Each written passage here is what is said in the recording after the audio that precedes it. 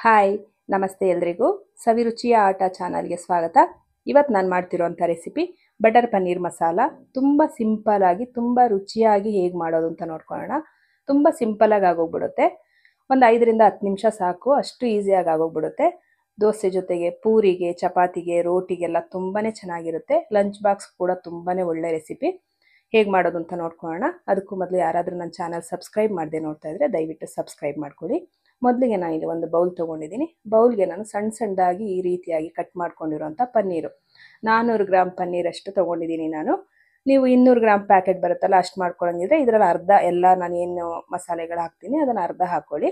ನಾನಿಲ್ಲಿ 400 ಗ್ರಾಮ್ ತೊಗೊಂಡಿದ್ದೀನಿ. ಇದಕ್ಕೆ ಸ್ವಲ್ಪ ಅರಿಶಿನ ಪೌಡ್ರು ಮತ್ತು ಸ್ವಲ್ಪ ಉಪ್ಪು ಮತ್ತು ಒಂದು ಅರ್ಧ ಟೇಬಲ್ ಸ್ಪೂನು ಅಚ್ಚ ಖಾರದ ಪುಡಿ, ಮನೆಯಲ್ಲೇ ಮಾಡಿ ಇಟ್ಕೊಂಡಿರೋಂಥ ಖಾರದ ಪುಡಿನ ಸೇರಿಸ್ಕೊಂಡು ನಾನು ಚೆನ್ನಾಗಿ ಮಿಕ್ಸ್ ಮಾಡ್ಕೊತೀನಿ. ಉಪ್ಪು ಖಾರ ಎರಡು ಹೊಂದ್ಕೊಳ್ಳಿ ಪನ್ನೀರ್ಗೆ ಅಂದ್ಬಿಟ್ಟು ಈ ರೀತಿ ಮಿಕ್ಸ್ ಮಾಡಿ, ನಾನು ನೀರೆಲ್ಲ ಏನು ಸೇರಿಸಲ್ಲ, ಈ ಥರ ಮಿಕ್ಸ್ ಮಾಡಿ ಒಂದು 10 ನಿಮಿಷ ಎತ್ತಿಟ್ಬಿಡೋಣ. ಅಷ್ಟರಲ್ಲಿ ನಾವು ಒಂದು ಮಸಾಲೆ ರೆಡಿ ಮಾಡ್ಕೊಳ್ಳೋಣ. ಇಲ್ಲಿ ನಾವು ಒಂದು ಸ್ಟವ್ ಹಚ್ಕೊಂಡು ಒಂದು ಬಾಣಲಿ ಇಟ್ಕೊಳ್ಳೋಣ. ಬಾಣಲಿಗೆ 1 ಕ್ಯೂಬ್ ಅಷ್ಟು ಬಟರ್ ಹಾಕಿಬಿಟ್ಟು ಇದಕ್ಕೆ 2 ಪೀಸ್ ಲವಂಗ, 1 ಪೀಸ್ ಚಕ್ಕೆ, ಒಂದು ಅರ್ಧ ಪಲಾವ್ ಎಲೆ ಹಾಕ್ಕೊಂಡು ಮತ್ತು ಅರ್ಧ ಟೇಬಲ್ ಸ್ಪೂನು ಕಾಳುಮೆಣಸು, 1 ಗೆಡ್ಡೆ ಬೆಳ್ಳುಳ್ಳಿನ ಬಿಡಿಸಿ ಹಾಕ್ಕೊಂಡಿದ್ದೀನಿ. ಇದಕ್ಕೆ 1 ಇಂಚಷ್ಟು ಶುಂಠಿ ಕಟ್ ಮಾಡಿ ಹಾಕ್ಕೊಂಡಿದ್ದೀನಿ. ಇದನ್ನು ಸ್ವಲ್ಪ ಫ್ರೈ ಮಾಡ್ಕೊಳ್ಳೋಣ.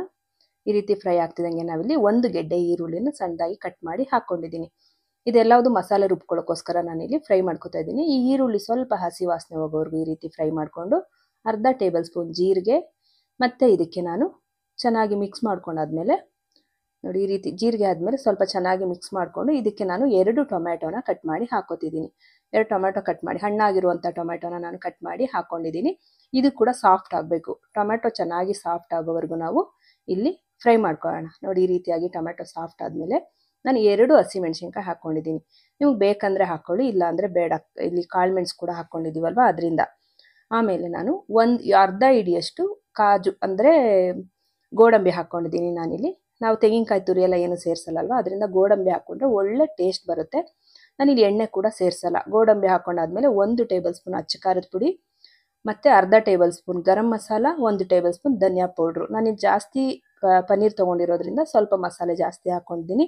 ನೀವು ನೋಡಿಕೊಂಡು ಎಷ್ಟು ಗ್ರೇವಿ ಮಾಡ್ಕೋತೀರಾ, ಎಷ್ಟು ಪನ್ನೀರ್ ತೊಗೋತೀರಾ ಅದು ನೋಡ್ಕೊಂಡು ನೀವು ಹಾಕ್ಕೋಬೇಕಾಗುತ್ತೆ ಮಸಾಲೆನ. ನಾನು ಇದಕ್ಕೆ ಸ್ವಲ್ಪ ನೀರು ಸೇರಿಸ್ಕೊಂಡು ಚೆನ್ನಾಗಿ ಕುದಿಯೋವರೆಗೂ ಬೇಯಿಸ್ಕೊತೀನಿ. ಟೊಮೆಟೊ ಕೂಡ ಸಾಫ್ಟ್ ಆಗಬೇಕು. ಇಲ್ಲಿ ನಾವು ಗೋಡಂಬಿ ಏನು ಹಾಕ್ಕೊಂಡಿದ್ದೀವಿ ಅದು ಸ್ವಲ್ಪ ಸಾಫ್ಟ್ ಆಗುತ್ತೆ.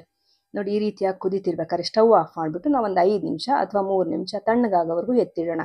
ಅಷ್ಟರಲ್ಲಿ ನಾವಿಲ್ಲಿ ಪನ್ನೀರನ್ನ ಸ್ವಲ್ಪ ರೋಸ್ಟ್ ಮಾಡ್ಕೊಳ್ಳೋಣ. ಈ ರೀತಿ 1 ಕ್ಯೂಬ್ ಬಟರ್ ಹಾಕ್ಕೊಂಡು ನಾನಿಲ್ಲಿ ಈ ಬಟರ್ ಕರ್ಗದ ಮೇಲೆ ಅಂದರೆ ಬೆಣ್ಣೆ ಮೆಲ್ಟ್ ಆದಮೇಲೆ ನಾವೇನಿಲ್ಲಿ ಎಲ್ಲ ಮಿಕ್ಸ್ ಮಾಡಿ ಇಟ್ಕೊಂಡಿದ್ವಿ ಪನ್ನೀರ್ ಕಟ್ ಮಾಡ್ಕೊಂಡು, ಈ ಪನ್ನೀರನ್ನ ನಾನು ಸೇರಿಸ್ಕೊಂಡು ಸ್ವಲ್ಪ ಫ್ರೈ ಮಾಡ್ಕೊತೀನಿ. ಪೂರ್ತಿ ಬಣ್ಣ ಚೇಂಜ್ ಆಗೋವರೆಗೂ ಎಲ್ಲ ಫ್ರೈ ಮಾಡ್ಕೊಳ್ಳೋದು ಬೇಡ, ಈ ರೀತಿಯಾಗಿ ಫ್ರೈ ಮಾಡ್ಕೊಳ್ಳೋಣ.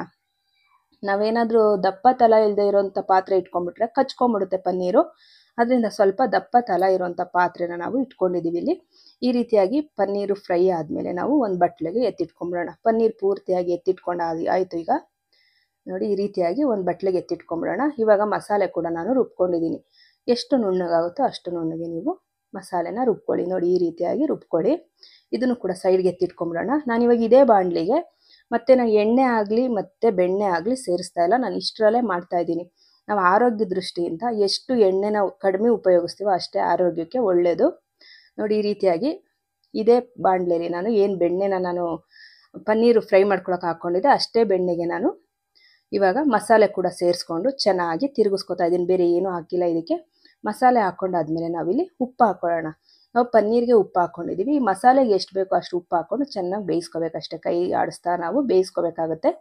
ತಲ ಹಿಡಿದೇ ಇರೋ ಹಾಗೆ ನೋಡಿಕೊಂಡು ಬೇಯಿಸ್ಕೋಬೇಕು. ನೋಡಿ ಈ ರೀತಿಯಾಗಿ ಬೆಂದ ನಂತರ ನಾವೇನು ಫ್ರೈ ಮಾಡಿ ಇಟ್ಕೊಂಡಿದ್ವಿ ಇಲ್ಲಿ ಬೆಣ್ಣೆನಲ್ಲಿ ಪನ್ನೀರನ್ನು, ಇದನ್ನು ನಾವು ಸೇರಿಸ್ಕೊಂಡಾಯಿತು. ಇಷ್ಟು ಸೇರಿಸ್ಕೊಂಡಾದ್ಮೇಲೆ ನಾವು ಚೆನ್ನಾಗಿ ಲೋ ಫ್ಲೇಮಲ್ಲಿ ಬೇಯಿಸ್ಕೋಬೇಕಷ್ಟೇ. ಮಸಾಲ ಏನು ವಾಸನೆ ಎಲ್ಲ ಇರುತ್ತೆ ಅದು ಹೋಗೋವರೆಗೂ ಘಮ್ ಅನ್ನೋವರೆಗೂ ಬೇಯಿಸ್ಕೋಬೇಕು. ಲಾಸ್ಟಲ್ಲಿ ನಾನಿಲ್ಲಿ 1 ಟೇಬಲ್ ಸ್ಪೂನಷ್ಟು ಗಟ್ಟಿ ಮೊಸರನ್ನ ಹಾಕ್ಕೊಂಡಿದ್ದೀನಿ. ಮೊಸರು ಹಾಕ್ಕೊಂಡಾದ್ಮೇಲೆ ಒಂದ್ಸಲಿ ಚೆನ್ನಾಗಿ ಮಿಕ್ಸ್ ಮಾಡ್ಕೊಂಬಿಡೋಣ.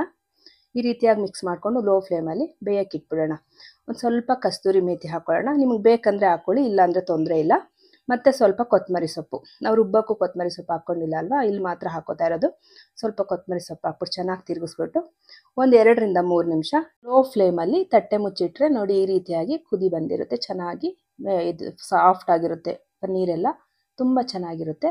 ಇವಾಗ ಒಂದ್ಸರಿ ತಿರುಗಿಸ್ಕೊಂಡ್ಬಿಟ್ಟು ಸರ್ವ್ ಮಾಡ್ಕೊಳ್ಳೋದಷ್ಟೇ. ನಾವು ದೋಸೆ ಮಾಡ್ಕೋತೀವ, ಇಡ್ಲಿನ, ರೋಟಿನ, ಚಪಾತಿನ ಎಲ್ಲದಕ್ಕೂ ನಿಮ್ಗೆ ಏನಾದರೂ ನೋಡೋದಕ್ಕೆ ಈ ಥರ ಇದೆ, ಎಣ್ಣೆ ಹಾಕಿಲ್ಲ ಆ ಥರ ಎಲ್ಲ ಇದ್ದರೆ ನಿಮಗೆ ನೀವು ಏನು ಮತ್ತೆ ಒಗ್ಗರಣೆ ಮಾಡಿ ನಾವು ಮಸಾಲೆ ಹಾಕೋತೀವಿ ಆವಾಗ ನಿಮ್ಗೆ ಎಷ್ಟು ಬೇಕೋ ಅಷ್ಟು ಎಣ್ಣೆ ಅಥವಾ ತುಪ್ಪ ಬೆಣ್ಣೆ ಏನಾದರೂ ಹಾಕೋಬೋದು. ನಾನು ಆರೋಗ್ಯ ದೃಷ್ಟಿಯಿಂದ ಎಣ್ಣೆ ಎಲ್ಲ ಕಡಿಮೆನೇ ಯೂಸ್ ಮಾಡೋದು, ಅದರಿಂದ ನಾನು ಈ ಥರ ಮಾಡಿದ್ದೀನಿ. ತುಂಬ ಚೆನ್ನಾಗಾಗಿದೆ. ನಿಮಗೂ ಎಲ್ರಿಗೂ ಈ ರೆಸಿಪಿ ಇಷ್ಟ ಆಯಿತು ಅನ್ಕೋತೀನಿ. ನಿಮ್ಗೆಲ್ರಿಗೂ ಈ ರೆಸಿಪಿ ಇಷ್ಟ ಆಗಿದ್ರೆ ಲೈಕ್ ಮಾಡಿ, ಶೇರ್ ಮಾಡಿ, ಕಮೆಂಟ್ ಮಾಡಿ, ಹಾಗೆ ನನ್ನ ಚಾನಲ್ ಸಬ್ಸ್ಕ್ರೈಬ್ ಮಾಡ್ಕೊಳ್ಳಿ.